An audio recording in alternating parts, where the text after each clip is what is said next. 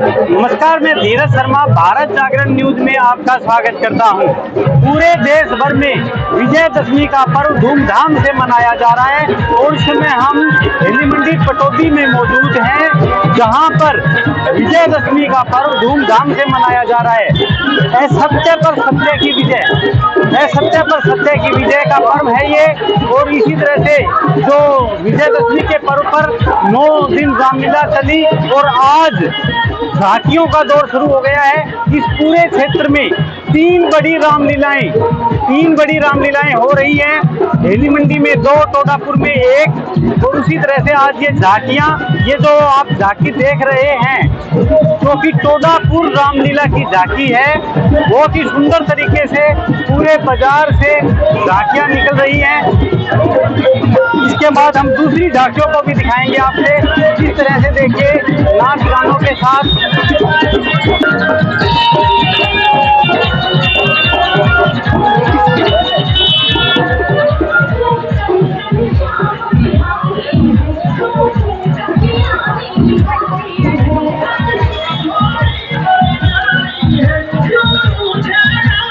श्री राम प्रभु और लखन उनके साथ और हनुमान जी, ये श्री राम प्रभु और हनुमान के कैरेक्टर हैं। लेकिन लोगों की आस्था देखिए, वो इनमें अपने परमात्मा को पा लेते हैं और आस्था के तौर पर भी अपनी मनचाही इच्छाओं को भी पूरा कर लेते हैं। देखिए किस तरह से कितनी सुंदर झांकियां आस्था के तौर पर, बच्चों के तौर पर यहाँ से निकाली जा रही है।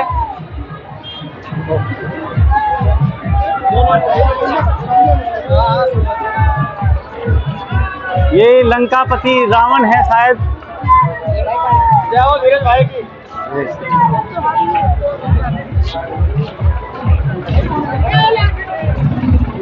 देवाड़ी में देवाड़ी वालों का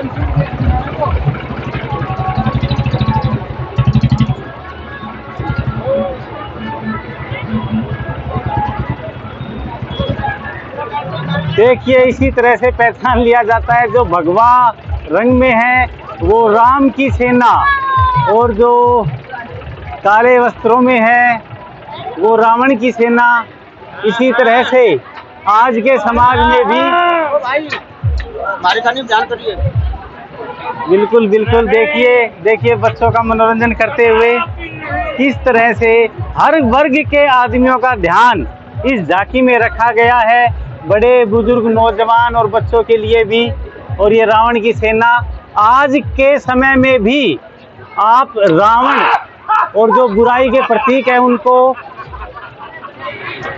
पहचानने का प्रयास कीजिए। और मैं आपको बता दूं, जो रामलीला है उससे जो सबसे बड़ी सीख लेने की है वो यही है कि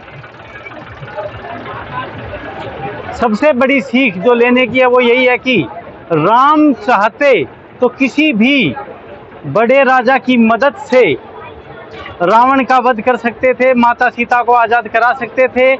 लेकिन उनको पता था कि भविष्य में भी इस तरह के रावण पैदा होते रहेंगे और उसके खात्मे के लिए एक आदर्श स्थापित किया जाए। इसलिए उन्होंने आम जन की शक्ति को प्रदर्शित करने के लिए, दिखाने के लिए इस तरह का काम किया। और उन्होंने सिर्फ जो साधारण वानर थे, आदमी थे, उनके सहयोग से इतना बड़ा विश्व युद्ध लड़ा और उसमें जीत प्राप्त की। तो आज भी अगर आपको कहीं पर भी समाज में बुराई दिखाई देती है तो आप ये महसूस कीजिए कि साधारण आदमी के पास कितना बल है जिससे वो इन समस्याओं से निजात पा सकता है, इस लड़ाई को जीत सकता है।